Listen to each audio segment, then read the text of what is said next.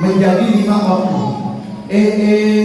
Udah 5 waktu sisanya masih takut sholat, emang kau ngancam emang tak tahu diri, emang tak tahu malu. Beb, ngapa pula abis dia kau ngajar, beb kau tak sholat, beb tak tahu diri, tak tahu malu. Memang iya. Ayo, sekarang saya kasih gambar untuk Pak. Bentar lagi bulan Ramadan. Mudah-mudahan panjang umur, sehat walafiat. Bentar lagi bulan Ramadan. Saya mau kasih gambaran biar kita merenung. Bentar lagi bulan Ramadan. Biasanya dekat-dekat mau lebaran, itu yang kerja itu biasanya dapat THR, tunjangan hari raya. Misalnya ada suami ibu ketika mau lebaran dapat THR dari bosnya 100 juta. Kalau 100 juta Pak, THR-nya kursi baru, permadani baru, horden baru, motor baru, cat rumah baru, istri lama. 100 juta itu loh Pak, suami-suami dulu kalau dikasih THR 100 juta, insya Allah kalau bos nelpon biar jam 2 malam, Pak ke kantor sekarang, siap 86 laksanakan, datang pasti dia. Kalau ibu-ibu nanya, Bang, jam 2 malam nih Bang, mana bos panggil. Bang, tengah malam nih. Bos saya ini baik setahun sekali ngasih THR 100 juta. Ya Allah, bos ngasih THR 100 juta setahun sekali, hormat, patuh. Allah ngasih kita THR bukan setahun sekali, bukan 100 juta, setiap detik tak ternilai harganya. Ayo saya kasih contoh sekarang. Allah ngasih kita THR setiap detik tak ternilai harganya. Saya kasih contoh. Allah kasih, tapi dekat saya ini berapa ya? Allah sudah kasih Muhammad. Saya kasih kamu satu jamnya. Belum. Sudah kasih Muhammad.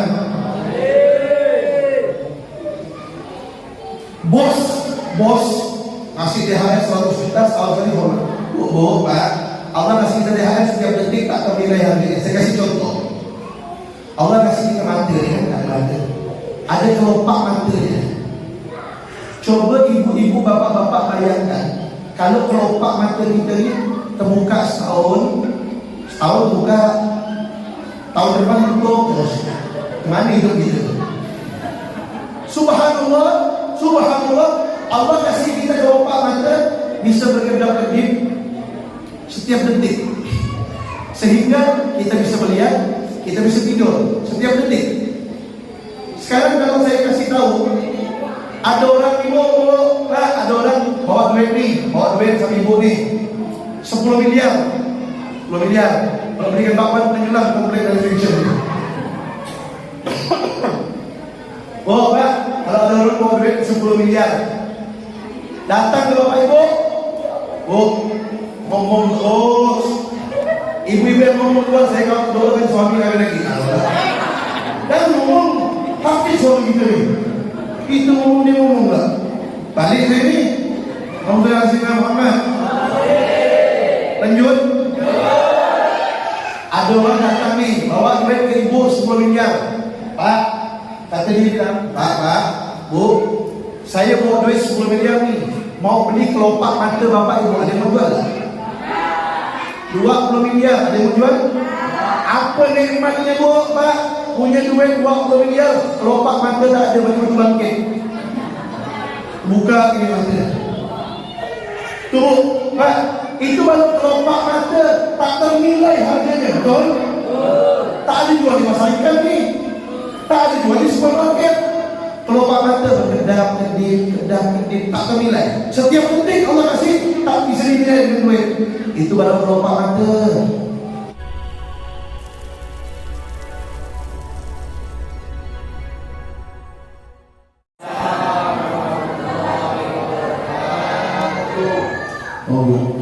Bu, isi suara dari yang tengok mungkin apa lanjut. Muhammad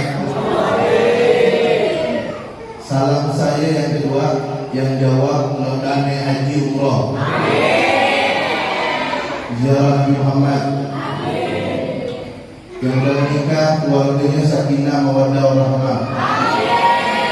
Anaknya soleh solehah. Rezekinya berlimpah berkah. Yang jomblo-jomblo, yang janda-janda, mudah-mudahan dapat jodoh yang cakep, amin.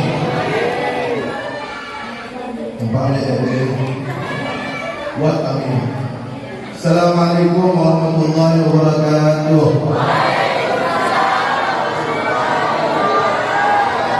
Yang jawab salam saya yang ketiga, mudah-mudahan hutangnya cepat lunas. Assalamualaikum warahmatullahi wabarakatuh.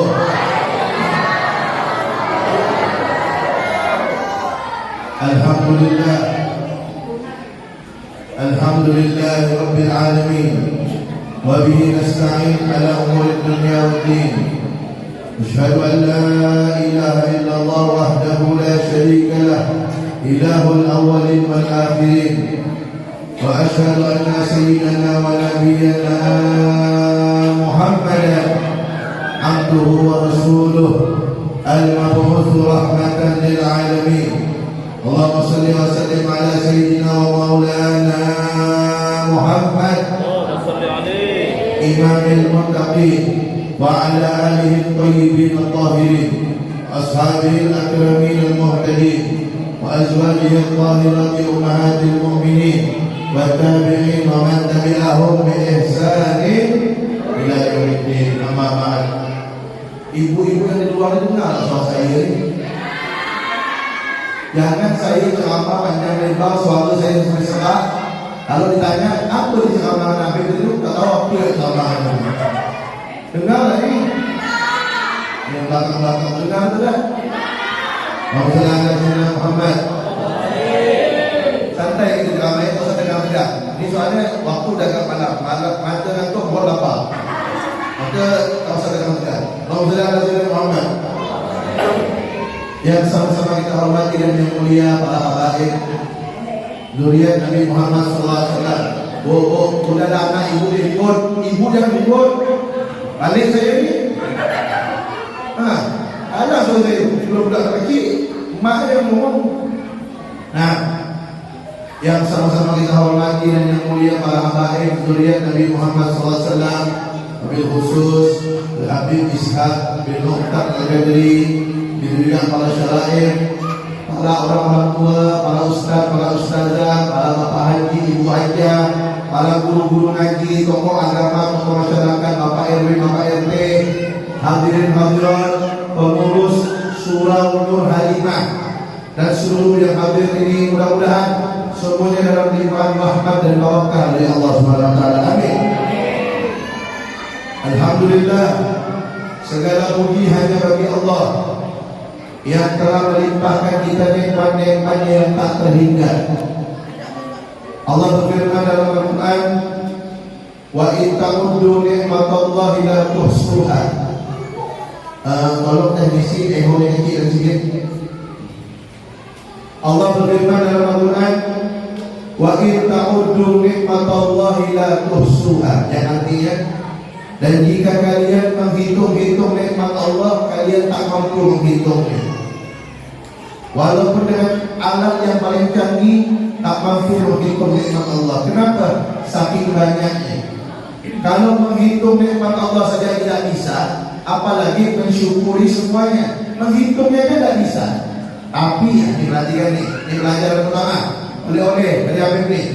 Pelajaran pertama, kita menghitung nikmat Allah tidak bisa saking banyaknya, apalagi mensyukuri semuanya. Tapi Nabi Muhammad SAW mengajarkan dalam kitab Nasaihul Ibad disebutkan, Nabi Muhammad mengajarkan manusia bisa digolongkan oleh Allah menjadi hamba yang bersyukur dan bersabar dengan dua cara. Yang pertama, kalau ingin digolongkan menjadi hamba yang bersyukur dan sabar, syarat yang pertama adalah urusan dunia lihat yang di bawah, kata Nabi. Urusan akhirat lihat yang di atas. Apa maksudnya? Urusan dunia lihat yang di bawah. Maksudnya lihat yang ekonominya di bawah kita. Kita punya motor, alhamdulillah, ada orang punya sepeda. Kita punya sepeda, alhamdulillah, ada orang jalan kaki. Kita jalan kaki, alhamdulillah ada orang tak berkaki. Yang tak berkaki pun alhamdulillah ada orang tak bisa bergerak di atas tempat tidur. Makanya urusan dunia lihat yang di bawah, kata Nabi. Biar kenapa? Biar bersyukur kepada Allah SWT. Jangan tengok yang di atas tak ada habis-habisnya. Kalau urusan akhirat, kata Nabi, lihat yang di atas kita, yang sudah sholat berjamaah, yang sudah sholat duha, yang sudah sholat tahajud, yang sudah baca Al-Quran setiap hari. Jangan sombong. Lihat yang di atas kita. Coba lihat. Dulu ada cicitnya Nabi Muhammad, namanya Sayyidina Ali Zainal Abidin, anaknya Sayyidina Husain. Beliau itu setiap hari sholat sunnahnya 1000 rakaat. Belum sholat wajib. Sholat sunnah mutlaknya 1000 rakaat. Kalau kita lihat seperti itu, tidak ada apa-apa di ibadah kita. Syekh Abdul Qadir Al-Jailani, beliau itu ibadah di malam hari dari Isya sampai subuh, tak berhenti-berhenti ibadah. Wudunya tidak batal sampai subuh. Itu beliau lakukan selama 40 tahun. Kalau kita lihat seperti itu, apa yang kita sombong dalam ibadah kita? Akhirnya urusan dunia lihat yang di bawah, kata Nabi. Urusan akhirat lihat yang di atas kita. Dengan itu kita digolongkan menjadi hamba yang bersyukur dan bersabar. Salawat serta salam kita haturkan kepada makhluk Allah yang paling mulia, kekasih Allah, idola kita, makhluk paling mulia, makhluk yang sempurna, manusia paling ganteng, yang akan pertama kali masuk surga, yang kita harapkan syafaatnya, yang kita rindu ingin berjumpa dengannya, yaitu Nabi Muhammad SAW. Ayo semua angkat tangannya. Mudah-mudahan di akhirat kita semua, orang tua kita, guru-guru kita, orang yang kita sayangi, semuanya dapat syafaat Nabi Muhammad. Amin. Semuanya masuk surga bersama Nabi Muhammad. Amin. Dapat melihat wajah indah Nabi Muhammad. Amin. Dapat cium tangan Nabi Muhammad. Amin. Sebelum meninggal dunia mimpi Nabi Muhammad. Amin ya rabbal alamin. Malam ini kita memperingati suatu peristiwa yang sangat bersejarah. Saking pentingnya peristiwa ini, Allah abadikan cerita di dalam Al-Quran. Allah berfirman, "A'udzubillahi minasyaitonir rajim. Bismillahirrahmanirrahim. Subhanalladzi asra bi 'abdihi lailan minal masjidil haram ilal masjidil aqsa. Alladzi barakna hawlahu linuriyahu min ayatina. Innahu was-sami'ul basir." Yang fokus tadi. Apa kata Allah? Maha suci Allah yang memperjalankan seorang hambanya, yaitu Nabi Muhammad, di malam hari dari Masjidil Haram ke Masjidil Aqsa, yang kami berkahi di sekitarnya, untuk kami perlihatkan kepadanya sebagai tanda-tanda kebesaran kami. Sesungguhnya Dia Allah Maha mendengar lagi Maha melihat. Berpegang saya, berpegang saudara kita. Alhamdulillah Muhammad. Nah, ayo kita sedikit bahas tentang firman Allah ini. Maha suci Allah yang memperjalankan seorang hamba Nabi Muhammad dari Masjidil Haram Mekah, Arab Saudi, ke Palestina, Masjidil Aqsa di malam hari. Isra artinya perjalanan di malam hari. Mi'raj artinya naik ke langit. Kata Allah, Allah berkahi di sekitar Masjidil Aqsa. Kenapa? Karena di situ banyak kuburan para nabi. Apa tujuan Isra Mi'raj? Untuk Allah tampakkan, perlihatkan kepada Nabi Muhammad sebagian tanda-tanda kebesaran Allah. Bu, Pak, Nabi Muhammad, kata Allah dalam Al-Quran itu, diperjalankan oleh Allah. Allah memperjalankan Nabi Muhammad. Jadi Nabi Muhammad bukan jalan sendiri. Nabi Muhammad diperjalankan alias dibawa. Apa bedanya jalan sendiri dengan diperjalankan? Bedanya, saya ini tadi habis maghrib ada pengajian rutin di Juju, Jalan Teguh. Saya dari Jalan Teguh tadi ini Juju ke sini tak sampai setengah jam. Kalau semua jalan kaki dari Juju sampai ke sini, insya Allah sebulan tak sampai. Tapi kalau semua itu saya bawa sama saya pakai kendaraan, sampai juga sini sama saya tidak sampai setengah jam. Kok bisa? Semua dari dulu sampai ke komplek ini tidak sampai setengah jam. Kenapa? Karena dia bukan jalan sendiri, dibawa ke saya. Nah, begitulah kira-kira gambaran Isra Mi'raj. Nabi Muhammad bukan jalan sendiri, tapi diperjalankan oleh Allah SWT. Bayangkan bu, hadirin hadirat, Makkah ke Palestina, naik ke langit, balik lagi ke Palestina. Beliau lakukan tak sampai satu malam. Beliau pergi dari Masjidil Haram, berangkat setelah sholat Isya. Beliau pulang sebelum subuh. Ya. Beliau perjalanan tersebut ditemani oleh malaikat Jibril. Oh, berubah oleh Jibril. Oh bang, berubah oleh Jibril. Kecil kan ni? Cuba balik kau ni. Muhammad Rasulullah Muhammad. Dah lanjut ke penting ni. Oh lanjut. Nabi Muhammad pergi didampingi malaikat Jibril alaihissalam. Sampai di Masjidil Aqsa, Allah kumpulkan arwah, roh-roh para nabi. Dari zaman Nabi Adam sampai sebelum Nabi Muhammad, Allah kumpulkan semuanya untuk menyambut kedatangan Nabi Muhammad. Setelah itu dilaksanakan sholat berjamaah.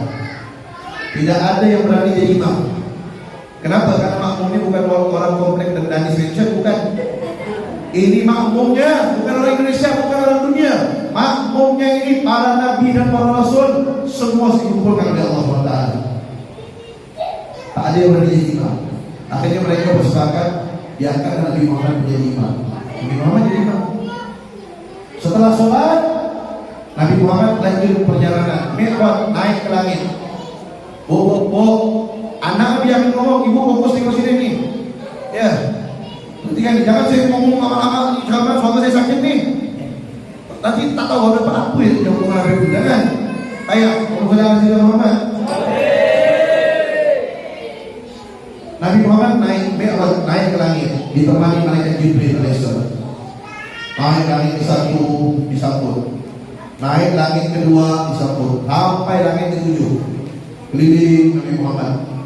Nah, setelah itu Nabi Muhammad pun sampailah di suatu tempat namanya Sidratul Muntaha. Sidratul Muntaha itu artinya batas terakhir, garis finish. Tidak ada yang boleh lewat situ. Sampai di Sidratul Muntaha, stop. Malaikat Jibril bilang sama Nabi Muhammad, wahai Rasulullah, disinilah batas terakhir saya lewat. Sinilah batas terakhir saya mendampingi engkau. Kalau saya melewati lagi Sidratul Muntaha, kebakar. Jadi malaikat Jibril tak bisa lewat Sidratul Muntaha, stop. Malaikat Jibril, bayangkan, malaikat Jibril itu malaikat paling mulia, jenderal malaikat, pembawa wahyu Allah. Jangankan bertemu dengan Allah, lewat Sidratul Muntaha aja tidak bisa. Apalagi macam kita ni. Malaikat Jibril tak bisa lewat Sidratul Muntaha. Nabi Muhammad pun melanjutkan perjalanan tanpa pendamping, tanpa didampingi malaikat Jibril. Tapi ini kalau saya teriak-teriaknya mau jujur ke sana. Bu, Pak, dari mulai sekarang saya akan kasih tahu ya, saya minta maaf. Kalau nanti saya ceramah ada terkejut-kejut sedikit, kalau maklum, hari ini malam dia ngantuk. Mudah-mudahan Nabi Muhammad. Nabi Muhammad melewati Sidratul Muntaha, malaikat Jibril tak ikut, tapi ada yang ikut. Ada yang ikut tu, Pak. Malaikat Jibril. Malaikat Jibril tak bisa ikut, tapi ada yang ikut. Siapa yang ikut? Sendal Nabi Muhammad. Sendal dia ikut. Nabi Musa, Pak, dulu ketika izin ingin melihat Allah, Allah suruh naik ke gunung Tursina. Ketika dia melihat percikan cahaya Allah, pingsan Nabi Musa. Belum melihat Allah tu, tak mampu, pingsan. Itu pun Nabi Musa ketika naik ke gunung Tursina disuruh buka sendal sama Allah, buka sendal. Nabi Muhammad berjumpa dengan Allah, sendalnya beliau pakai. Beliau tidak buka sendal. Bagaimana bentuk sendal Nabi Muhammad? Ini kepala saya tengok. Ini kopiah saya ni. Ini bentuk sendal Nabi Muhammad. Cincin saya ni. Ini bentuk sendal Nabi Muhammad ni. Macam ini bentuknya. Sendal beliau tak ada mereknya, bukan Carville, Bakalolo, Neckerman, bukan. Tak ada mereknya. Tapi sendal beliau pernah berjumpa dengan Allah SWT. Nah, ini pelajaran pertama dari saya. Perhatikan. Kalau ditanya orang, tadi Habib Rahman itu ceramah apa tadi? Nih, ceramah yang pertama oleh-oleh dari saya. Sendal Nabi Muhammad itu nempel di kaki beliau. Naik derajatnya. Bisa berjumpa dengan Allah. Allah angkat derajatnya. Apa pelajaran yang bisa kita ambil?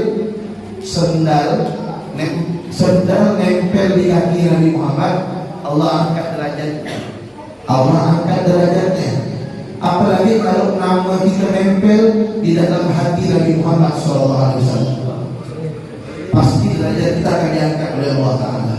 Sendal yang nempel di kaki diangkat derajat, apalagi nama kita nempel di kaki Nabi Muhammad. Bagaimana caranya agar nama kita nempel di dalam hati Nabi Muhammad? Caranya hidupkan ajaran Nabi Muhammad.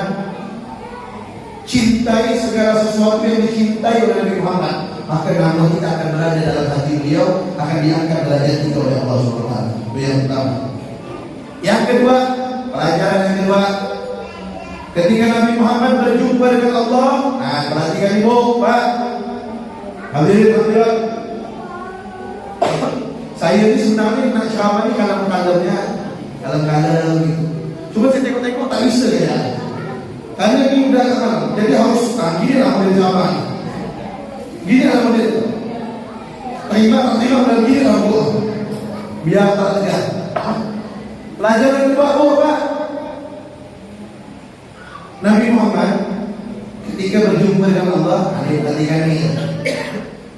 Allah punya sifat. Allah punya sifat. Kalau kita belajar sifat bagi Allah 120, Allah punya sifat namanya mukhalafatu. Apa artinya? Allah itu berbeda dengan makhluknya. Kalau makhluknya makan, Allah tak makan. Makhluknya tidur, Allah tak tidur. Makhluknya menikah, Allah tidak. Makhluknya punya anak, Allah tidak. Makhluknya perlu tempat, Allah tak perlu tempat. Manusia tempatnya di bumi, ikan di air, burung terbang. Allah tak perlu tempat. Makanya jangan meyakini jangan meyakini Allah itu di langit. Tak boleh. Kalau orang meyakini Allah itu di langit, berarti dia meyakini Allah itu perlu tempat. Kalau Allah perlu tempat, sama lah sama makhluk berarti. Nah, Allah itu tak perlu tempat. Kenapa? Allah sudah ada sebelum ada di langit di bumi. Allah sudah ada sebelum ada atas bawah kanan kiri depan belakang. Allah sudah ada. Allah sudah ada sebelum segala sesuatu ada. Allah sudah ada. Jadi Allah tidak perlu tempat. Jadi jangan kita pikirkan, macam mana ketemunya Allah dengan Nabi Muhammad, jangan kita pikirkan memori kita tak sampai. Yang jelas Allah berjumpa dengan Nabi Muhammad. Bagaimana caranya? Allah SWT. Oh kan? Hadirin yang dirahmati oleh Allah, ketika Nabi Muhammad berjumpa dengan Allah. Nah, ini pelajaran ketiga ibu, Pak. Pelajaran ketiga nih. Ketika Nabi Muhammad berjumpa dengan Allah, Nabi Muhammad mengucapkan salam. Apa salamnya? At-tahiyatul mubarakatus salawatut thayyibatu lillah. Tuh, salam dari Nabi Muhammad untuk Allah. Setelah Nabi Muhammad mengucapkan salam, Allah jawab dulu salamnya, Pak. Apa jawaban Allah? Assalamu alayka ayyuhan nabiyyu wa rahmatullahi wa barakatuh. Bu, hadir lagi ibu kan? Apa kamu? Usah azan Muhammad. Nabi dijawab salamnya oleh Allah. Assalamualaikum ayuhan nabi wa rahmatullahi wa barakatuh. Nah, bu, Pak, ibu, bapak, ibu bayangkan hadirin dan Nabi Muhammad sedang berada di tingkatan jabatan pangkat paling tinggi, sedang berjumpa dengan Allah. Kemudian diucapkan salam oleh Allah. Tapi coba lihat, Nabi Muhammad tak lupa pada rakyatnya. Ini pelajaran ketiga. Nabi Muhammad walaupun sudah tinggi derajatnya, tak lupa kepada rakyatnya. Apa kata beliau? Assalamu alayna wa ala ibadillahis. Apa artinya? keselamatan buat kami. Keselamatan buat kami itu Nabi Muhammad doakan rakyatnya depan Allah, doakan rakyatnya dan untuk hamba-hamba Allah yang soleh. Ini pelajaran yang ketiga. Kalau mau jadi pemimpin, tuh contoh Nabi Muhammad, walaupun jabatan sudah tinggi, tapi tak pernah lupa sama rakyatnya. Oh, Nabi Muhammad, itu mau jadi pemimpin. Jangan tertinggi jabatan lupa sama rakyat. Kalau orang jadi pemimpin tak lupa sama rakyat, mikirkan keselamatan rakyat, itu ikut Nabi Muhammad. Kalau dia rusakkan rakyat, itu ikut Firaun. Muhammad. Kemudian ketika Nabi Muhammad berjumpa dengan Allah, Nabi Muhammad mendapatkan suatu perintah lain daripada yang lain. Apa perintah tersebut? Kalau puasa, zakat, haji, umrah dan lain-lain, Nabi Muhammad mendapatkan perintahnya melalui perantara malaikat Jibril alaihissalam. Tapi perintah yang satu ini saking pentingnya, malaikat Jibril tak bisa ikut. Nabi Muhammad langsung dapat dari Allah. Perintah apa itu? Sholat 50 waktu. Bukan 50 waktu, 50 waktu pertamanya. Coba Bapak Ibu bayangkan, kalau kita sehari semalam sholat 50 waktu, bapak-bapak tak bisa kerja. 50 kita bagi 24 jam, berarti kira-kira 20 menit sekali kita sholat. Yang bapak-bapak baru kita potong azan, sholat. Kalau sampai ke tempat kerja, azan lagi, sholat lagi. Ibu-ibu baru tumis sayur, azan, tinggal meledak ngomong itu. Adik-adik baru pergi sekolah, baru sampai pergi doa, azan, sholat. Masuk kelas, azan lagi, sholat lagi. Pokoknya 20 menit sholat terus, 50 waktu, bayangkan. Ulang, Nabi Muhammad dapat perintah sholat 50 waktu. Dengar, tak ada protes, balik. Ulang Nabi Muhammad. Ketika pulang, di tengah perjalanan, Nabi Muhammad ketemu dengan Nabi Musa alaihissalam. Nabi Musa tanya, oh Pak, Nabi Musa tanya, apa kata Nabi Musa? Wahai Nabi Muhammad, engkau dapat apa dari Allah? Lihat nih, kata Nabi Muhammad, saya dapat perintah sholat 50 waktu untuk saya dan umat saya. Apa kata Nabi Musa? Wahai Nabi Muhammad, umat kamu tak mampu, badannya kecil, tenaganya lemah, makan kuat. Ya, makan kuat dari saya tambahan itu. Oh iya, makan kuat. Kata Nabi Musa, umat kamu badan kecil, tenaga lemah, tak mampu sehari semalam sholat 50 waktu. Nabi Muhammad dinasihatkan Nabi Musa, dengar. Ini pelajaran nomor 4. Ingat baik-baik tuh, Pak. Adik-adik, dengarkan baik-baik. Pelajaran nomor 4. Nabi Muhammad lebih muda dari Nabi Musa. Nabi Muhammad lebih tinggi derajatnya dari Nabi Musa. Nabi Musa tak pernah berjumpa dengan Allah. Nabi Muhammad pernah berjumpa dengan Allah. Berarti Nabi Muhammad lebih tinggi pangkatnya, lebih tinggi kedudukannya. Tapi Nabi Musa lebih tua. Nabi Muhammad dengar, ini pelajaran. Kalau orang tua nasihatkan itu dengar. Itu pelajaran. Nabi Muhammad ya dengar nasihat Nabi Musa. Makanya kita yang muda, ada orang tua nasihatkan dengar. Apalagi yang nasihatkan orang tua kita sendiri.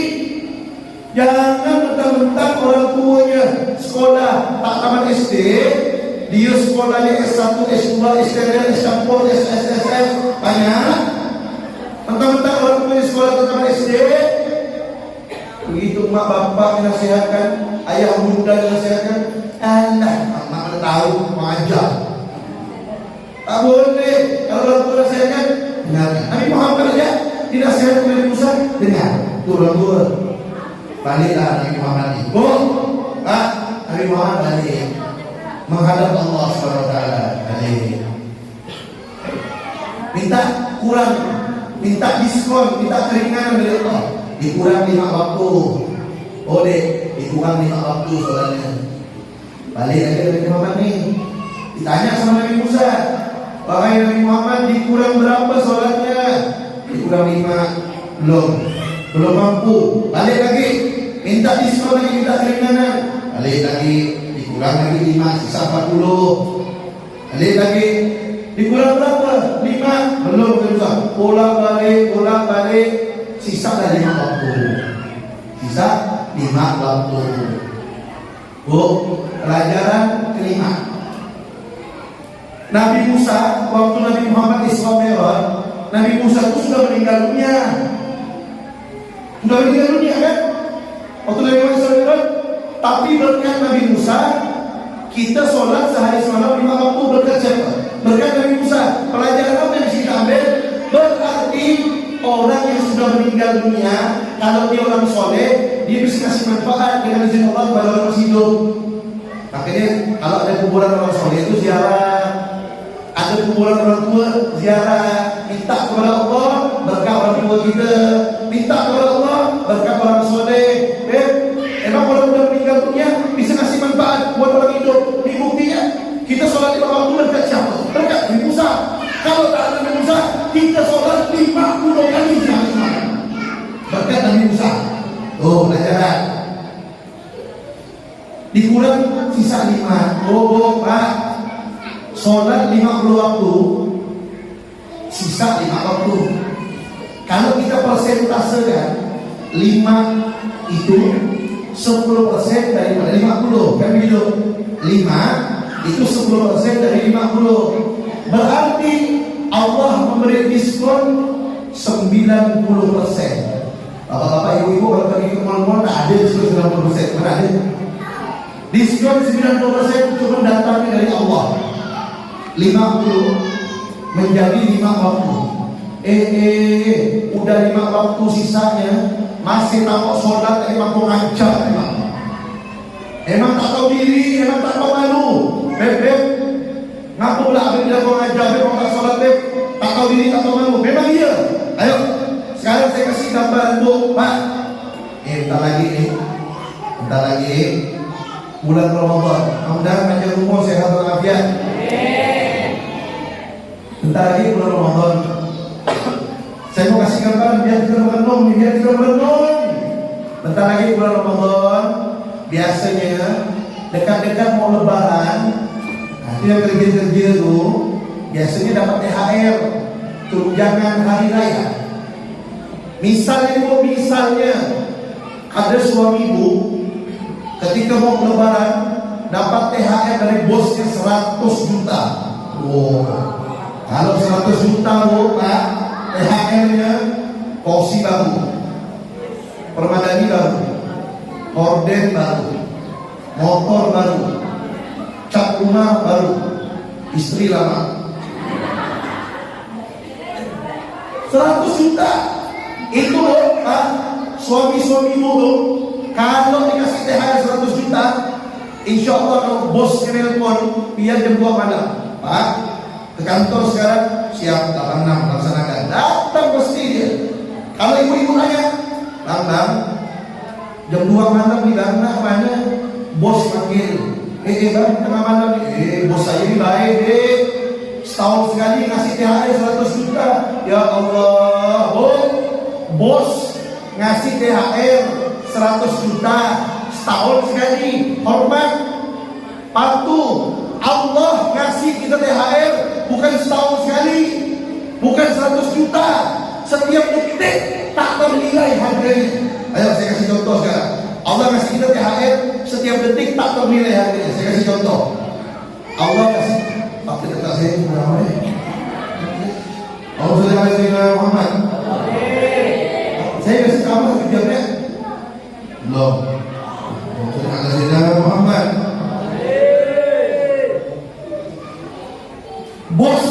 Bos ngasih THR 100 juta setahun sekali. Bu, Pak, Allah kasih kita THR setiap detik tak ternilai harganya. Saya kasih contoh. Allah kasih kita materi, ada kelopak materi. Coba ibu-ibu, bapak-bapak bayangkan, kalau kelopak materi kita ini terbuka setahun buka, tahun depan tutup terus. Kemana hidup gitu? Subhanallah, Allah kasih kita kelopak mata bisa berkedap-kedip setiap detik. Sehingga kita bisa melihat, kita bisa tidur setiap detik. Sekarang kalau saya kasih tahu, ada orang ibu, ada orang bawa duit nih, bawa duit sama ibu nih, 10 miliar. Kalau berikan bapak penyelam komplek television. Oh Pak, kalau ada orang bawa duit 10 miliar, datang ke bapak ibu, ngomong terus. Ibu-ibu yang ngomong dulu, saya kalau doakan suami kami lagi. Dan ngomong, tapi suami gitu nih. Itu ngomong dia ngomong enggak? Balik ke ini. Alhamdulillah Muhammad. Lanjut. Ada orang datang nih, bawa duit ke ibu 10 miliar. Pak, kata dia bilang, Pak, Bu, saya bawa duit 10 miliar nih, mau beli kelopak mata bapak ibu, ada yang mau jual? 20 miliar, ada yang mau jual? Apa nikmatnya Bu, Pak? Punya duit 20 miliar, kelopak mata tak ada, macam-macam bangkit. Buka ini mata. Tuh, Pak, itu baru kelopak mata, tak ternilai harganya, betul? Tak ada jual di pasar ikan nih, tak ada jual di supermarket. Kelopak mata kedap-kedip, tak ternilai. Setiap detik Allah kasih, tak bisa dinilai dengan duit. Itu baru kelopak mata.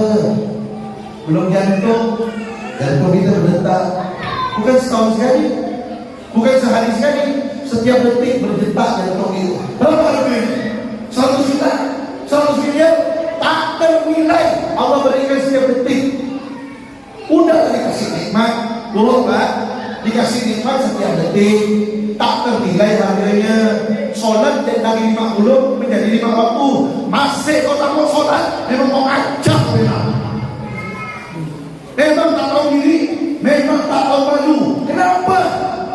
Karena sudah kasih nikmat masih tidak mau sholat sekali sholat. Paling 5 menit.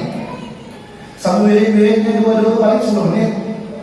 Kali 5 waktu 50 menit. Masih tak mau sholat. Allah sudah baik sama kita. Kalau kerja sama bos tak pecat dalam itu. Makanya Pak, sholat itu lain daripada yang lain. Kalau orang puasa, orang tua tak mampu puasa, tak boleh dipaksa. Boleh tak puasa, nanti bayar fidyah setiap hari. Berapa hari kita puasa? 10. Bayar fidyah satu hari 6,7 bayar beras dan pokok. Ada orang sakit parah, kalau dia sakit tambah lemuk, tambah lama sembuhnya, atau tambah parah sakitnya, boleh tak puasa orang sakit. Kalau dia sembuh bayar puasanya ganti. Kalau tak sembuh bayar fidyah per harinya 6,7 kon. Tuh, orang sakit boleh tak puasa. Zakat, orang miskin apa yang mau dizakatkan, duit tak ada. Haji umroh, yang belum mampu tak wajib haji umroh. Tapi kalau sholat, selama dia berakal wajib sholat. Beb, tak bisa berdiri, duduk sholatnya. Tak bisa duduk, Beb, miring kanan. Tak bisa miring kanan, Beb, sakit, lentang sholatnya. Kepalanya di atas sikit. Sholat pakai isyarat kepala, begini lah. Allahu Akbar, Allahu Akbar, Sami Allahu liman hamidah, Allahu Akbar. Pakai isyarat kepala. Beb, kepala sakit, Beb, tak bisa digerakkan. Sholat pakai isyarat mata. Allahu Akbar, Allahu Akbar, Sami Allahu liman hamidah, Allahu Akbar. Pakai mata sholatnya. Beb, mata tak bisa dibuka, Beb. Pakai hati. Dibayangkan rukun-rukunnya, diri, i'tidal, ruku, i'tidal, sujud, dibayangkan dalam hati. Beb, pakai hatimu tak bisa, bungkus. Bagaimana yang tidak bisa? Hukum kan? Alhamdulillah Muhammad. Makanya sholat lain daripada yang lain. Bu, Pak, apa kata Nabi Muhammad? Kata Nabi Muhammad SAW, beliau bersabda, awwalu ma yuhasabu bihi al-'abdu yawmal qiyamah as-shalah. Fa in saluhat saluha sa'iru amalihi wa in fasadat fasada sa'iru amalihi. Apa kata Nabi Muhammad? Perkara pertama yang akan ditanyakan kepada seorang hamba sholat 5 waktu. Bukan haji, bukan umroh, bukan puasa, bukan zakat. Sholat 5 waktu dulu yang ditanya. Kata Nabi Muhammad, kalau sholatnya bagus, sholatnya betul, semua amalnya diterima oleh Allah Ta'ala. Tapi kalau sholatnya tidak betul, kata Nabi, dia sholat, tapi sholatnya tak betul, sholatnya asal-asalan, karena tak mau belajar, jadi sholatnya tak betul. Kalau sholatnya tak betul, kata Nabi, semua amalnya tak diterima oleh Allah. Apalagi bolong-bolong sholatnya. Sholat tak betul saja, semua amal tak diterima oleh Allah. Haji tak diterima, umroh tak diterima, sedekah tak diterima, zakat tak diterima. Kenapa? Sholatnya tak betul. Apalagi tak sholat. Makanya belajarlah. Makanya belajar. Ya Habib Ishaq bukan majelis di sini. Belajar, duduk, jangan minum kopi bos. Orang kopi lagi siapa ada orang rasa. Kalau sini tak ada, ini soalnya khas. Aduh, orang rasa apa? Kalau dua kopi muka dia tiap hari. Kopi 11 2 jam.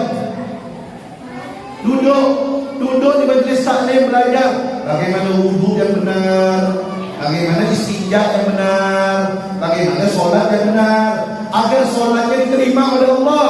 Kalau sholatnya diterima, semua amal itu diterima oleh Allah SWT. Jadi perhatikan sholat.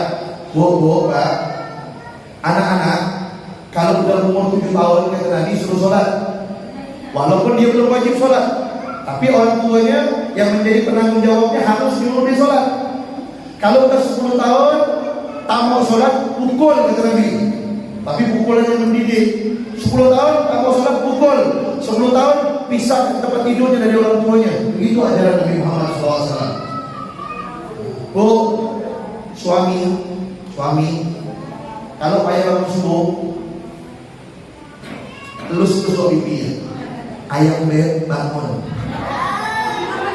Saya masak, yang mengantin dua tetap saya.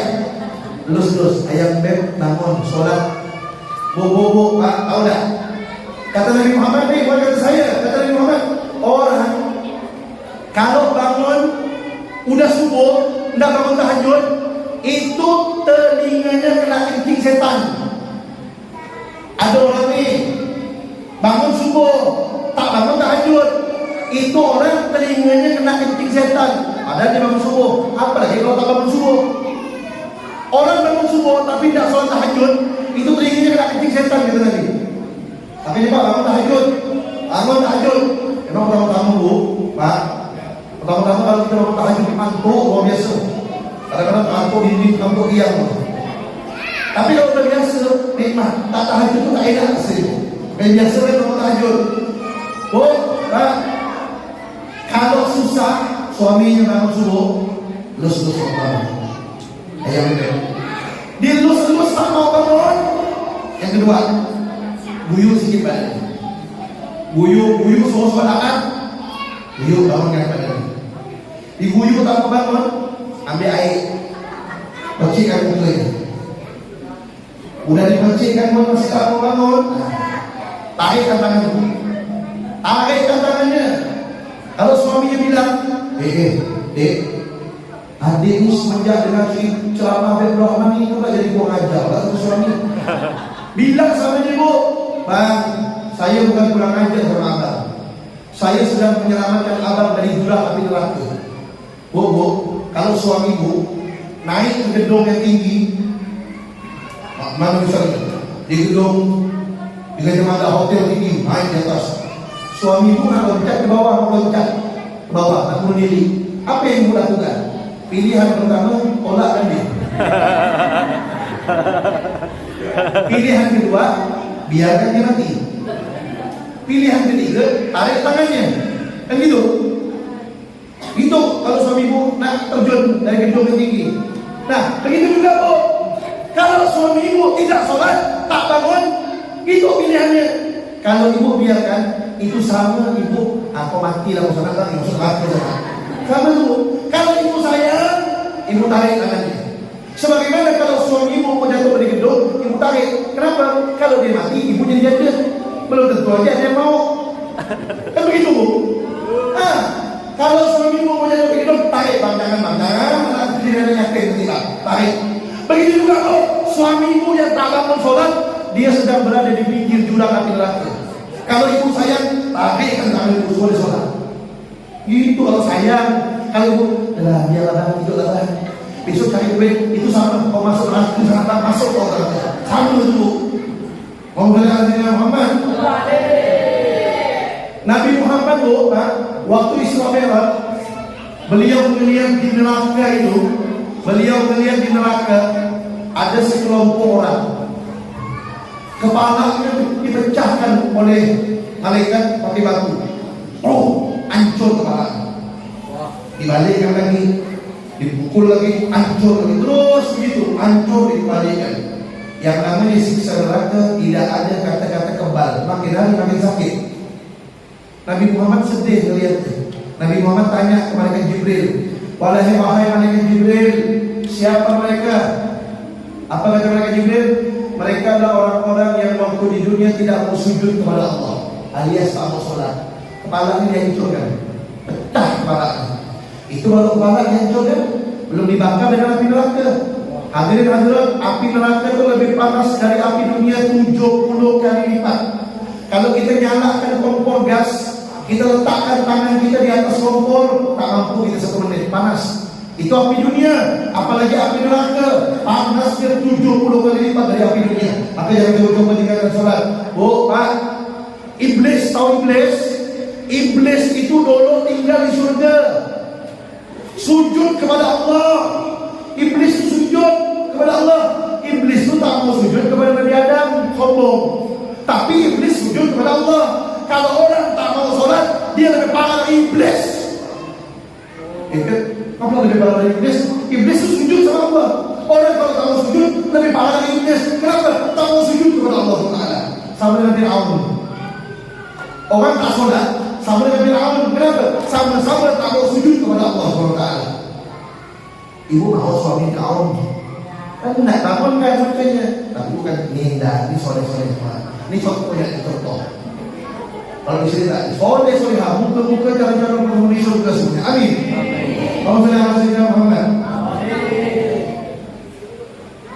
Kemudian Nabi Muhammad ketika beliau Isra Mi'raj, beliau melihat maaf. Beliau ketika Isra Mi'raj melihat di neraka itu paling banyak penghuninya perempuan. Paling banyak penghuni neraka itu wanita, kata Nabi Muhammad. Ketika Isra Mi'raj beliau lihat. Tentu ada sebabnya. Apa sebabnya? Ini saya sampaikan biar ibu tak jadi penghuni neraka. Sebab pertama adalah perempuan susah jaga mulutnya. Bukan kata saya, kata Nabi, susah jaga mulutnya. Riba, gosip, domba, fitnah dan lain-lain macam-macam. Tetangga beli kulkas, dia sesak nafas. Bukan sini, ini solehah, itu pasal Allah. Makanya bu, pertama sebab perempuan paling banyak menjadi penghuni neraka, susah jaga mulut. Makanya bu, kalau ada perkumpulan wanita ngomongnya tak baik, jangan kumpul. Apa kata Nabi Muhammad? Al-wahda khairun min jalisis su' wal jalisus salih khairun min al-wahda. Apa kata Nabi Muhammad? Sendirian lebih baik daripada berkumpul dengan orang yang tak baik. Dan berkumpul dengan orang yang baik itu lebih baik daripada sendirian. Jadi kalau perkumpulan tak baik, ya terus diam di rumah ya. Tapi kalau ada perkumpulan yang baik-baik kayak begini, baik, berkumpul, itu lebih baik daripada sendirian. Begitu kata Nabi Muhammad SAW. Yang kedua, apa penyebab perempuan itu menjadi penghuni neraka paling banyak? Sebab keduanya kata Nabi Muhammad adalah dia cepat melupakan kebaikan suaminya. Ini kata Nabi Muhammad, cepat melupakan kebaikan suami.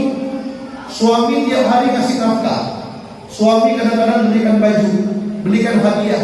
Sekali suaminya salah, apa dia bilang? Abang jahat, abang tak cinta, tak sayang sama adik. Ya Allah ya Rabbana, selama ini aku lah hilang kebaikan suaminya. Jadi kalau suami berbuat salah buruk, Pak, begitu juga sebaliknya. Kalau istri berbuat salah, ingat mereka bukan malaikat, mereka bukan nabi. Kalau malaikat, nabi tak masalah. Kalau kita manusia biasa ada salah, ingat kebaikannya, jangan kesalahan terus ingat. Tapi jangan khawatir jangan khawatir. Walaupun perempuan menjadi penghuni neraka terbanyak, tapi perempuan bisa masuk surga lewat pintu yang mana saja. Pintu surga ada 8. Perempuan boleh milih masuk yang 1, yang 2 sampai yang 8 boleh milih. Syaratnya cuma 4. Apa kata Nabi Muhammad?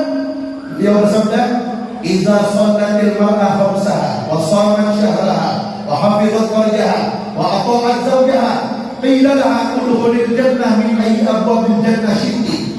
Apa kata Nabi Muhammad? Jika seorang wanita menjaga sholat 5 waktunya, puasa di bulan Ramadan, menjaga kemaluannya, tidak selingkuh, menjaga auratnya, tidak keluar rumah tanpa izin suami, tidak memasukkan laki lain ke dalam rumahnya, kemudian taat kepada suami, nanti di akhirat dia akan dipersilakan masuk surga lewat pintu yang mana saja. Syaratnya cuma 4. 1, sholat 5 waktu, gampang. 2, puasa di bulan Ramadan, gampang. 3, menjaga kehormatan, gampang. 4, taat kepada suami, gampang-gampang, susah yang ngobrolnya. 4 syaratnya ibu tinggal pilih nanti. Boleh masuk surga lewat pintu yang mana saja. Sholat 5 waktu kagak, puasa bulan Ramadan, jaga kehormatan, taat kepada suami. Selama perintah suami tak melanggar perintah Allah. La ta'ata li makhluqin fi ma'siyatil khaliq.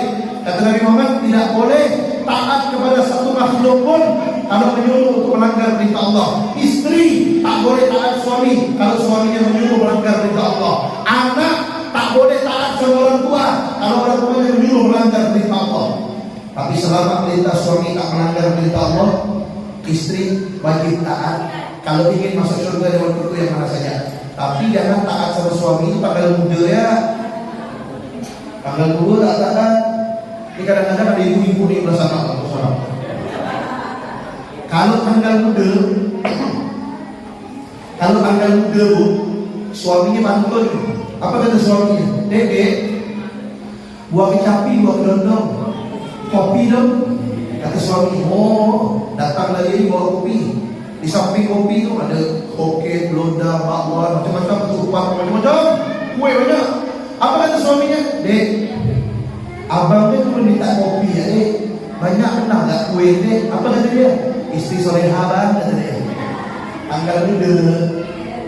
Begitu masuk tanggal tua, suaminya pantun. Dek, buah kecapi, buah kedondong, kopi dong. Apa kata dia? Oh, di bandar saya pantun suami itu. Buah kemiri, buah kedondong, bikin sendiri dong, kata dia. Ya Allah, tak boleh. Mau tanggal muda, tanggal tua tetap taat sama suami. Kalau puasa surga lewat pintu yang mana saja. Beb, dari tadi ni beb, apa ni istri, kalau suami ada sekarang suami. Sekarang. Ya hadir, betul? Suami bagaimana istri? Istri memang harus taat sama suami, betul. Suami gimana? Allah berfirman dalam Al-Quran, wa ashiruhunna bil ma'ruf, dan perlakukanlah istri itu dengan baik, kata Allah. Oh, yang pertama. Yang kedua, Allah berfirman, walahunna mithlul ladzi 'alaihinna bil ma'ruf. Istri berhak diperlakukan baik sebagaimana istri berkewajiban memperlakukan suami dengan baik. Oh, itu firman Allah. Istri harus diperlakukan baik. Bahkan para suami dan para jomblo-jomblo yang calon-calon suami. Apa kata Nabi Muhammad dalam hadisnya? Nabi Muhammad bersabda, ma akraman nisa illa karim, wala ahanahunna illa lalim. Apa artinya? Tidak ada seorang suami yang memuliakan istrinya kecuali suami itu mulia di sisi Allah. Dan tidak ada seorang suami yang menghina istrinya kecuali suami itu tercela, terhina di sisi Allah. Oh, suami yang memuliakan istrinya, berkata-kata yang baik dengan istrinya, memberikan hadiah untuk istrinya, memperlakukan istrinya dengan baik, suami itu mulia di sisi Allah. Tapi suami yang menghina istrinya, menghina, apalagi sampai 6 kali mukanya, menghina istri saja, maka suami itu tercela, terhina di sisi Allah. Walaupun dia banyak ibadah, walaupun dia banyak ngaji Quran, walaupun dia banyak sholat, kalau suami sudah menghina istri, suami itu tercela, terhina di sisi Allah. Bu, Pak, hei para suami, dalam riwayat hadis disebutkan, ma'aban Nabi sallallahu alaihi wasallam ta'aman qattu Apa dalam hadis? Nabi Muhammad itu tak pernah menghina makanan sedikit sekalipun. Nabi Muhammad itu Pak, kalau beliau disuguhkan makanan nih, kalau beliau disuguhkan makanan, beliau suka, beliau makan. Kalau beliau tak suka, beliau diam. Itu Nabi Muhammad. Sama makanan saja beliau hormat, tak pernah menghina, apalagi sama istrinya. Makanya Bapak yang hormat istri, yang memuliakan istri, mulia di sisi Allah. Yang menghina istri, tercela, terhina di sisi Allah Subhanahu wa taala. Begitulah kalau ingin keluarga sakinah mawaddah warahmah.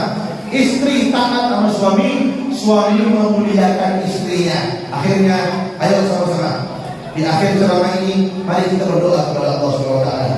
Khusyukkan hatinya, angkat tangannya, jangan ribut, tenang. Ya Allah, di malam yang mulia ini, di acara yang mulia ini, dan di tempat yang mulia ini, kami sama-sama angkat tangan kami berdoa, kami memohon, kami bermunajat, kami mengemis kepada-Mu ya Allah. Berkah Nabi Muhammad SAW, berkah hamba-hamba-Mu yang soleh ya Allah. Ampunkan segala dosa-dosa kami, terimalah taubat kami, maafkan kesalahan kami ya Allah. Kami sadar kami banyak dosa ya Allah, kami banyak salah, kami banyak maksiat, tapi kami yakin ampunan dan rahmat-Mu lebih luas dari dosa-dosa kami ya Allah. Ampunkan juga dosa kedua orang tua kami, ayah ibu kami yang telah membesarkan kami, yang telah mendidik kami, yang telah banyak berkorban untuk kami ya Allah. Ibu kami ya Allah, ibu kami yang melahirkan kami dengan susah payah, meregang nyawa mengeluarkan kami, tidak tidur malam ketika kami menangis, capek menyusukan kami, tidak jijik mencebokkan kotoran kami ya Allah. Ampunkan dosa ibu kami, angkat derajatnya ya Allah. Ya Allah, ayah kami yang susah payah mencari nafkah untuk membesarkan kami, mencari nafkah untuk menyekolahkan kami ya Allah. Ampunkan dosa ayah kami, angkat derajatnya ya Allah. Ya Allah, jadikan kami anak-anak yang berbakti kepada orang tua kami, menyenangkan orang tua kami dunia akhirat ya Allah. Di antara orang tua kami ada yang sudah meninggal dunia, sekarang mereka berada di alam kubur. Kami mohon ya Allah, luaskan kuburan orang tua kami, terangkan kuburan orang tua kami, jadikan kuburan orang tua kami taman dari taman surga. Jangan siksa mereka ya Allah, sayangi mereka karena Engkau Maha Pengasih Maha Penyayang ya Allah. Panjangkan umur kami, orang tua kami yang masih hidup, guru-guru kami, anak istri dan keluarga kami dalam keadaan sehat walafiat, taat ibadah kepadamu dalam ridha dan keberkahan-Mu ya Allah. Jadikanlah anak keturunan kami, murid-murid kami menjadi hamba-hamba-Mu yang soleh-solehah, yang taat kepadamu, yang membanggakan Nabi Muhammad, yang meneruskan perjuangan dakwah Nabi Muhammad, yang membahagiakan orang tuanya dunia sampai akhirat ya Allah. Kami sadar kami pasti meninggal dunia. Apabila tiba ajal kami, tinggal rumah kami, tinggal kendaraan kami, tinggal investasi kami, tinggal keluarga yang kami sayangi ya Allah. Apabila tiba waktunya kami kembali kepadamu, cabut nyawa ini dalam keadaan husnul khatimah ya Allah. Biha ya Allah, biha ya Allah, bi husnul khatimah, bi lutfin wa khairin wa afiyah ya azimal manni ya Rabb, syamlana bil Mustafa ya Allah. Kumpulkanlah kami bersama orang tua kami, guru-guru kami, anak istri dan keluarga kami, orang yang kami sayangi, bersama Nabi Muhammad SAW di surga-Mu. Izinkan kami untuk cium tangan beliau, izinkan kami sebelum meninggal dunia untuk bisa bermimpi Nabi Muhammad. Ya Allah, selamatkan kami dunia sampai akhirat, ridhoi kami dunia sampai akhirat, berkahi kehidupan kami dunia sampai akhirat. Rabbana atina fid dunya hasanah wa fil akhirati hasanah wa qina adzabannar. Wa sallallahu ala sayyidina Muhammad wa ala alihi wasallam. Walhamdulillahi rabbil alamin. Astaghfirullah rabbal baraya, astaghfirullah minal khataya.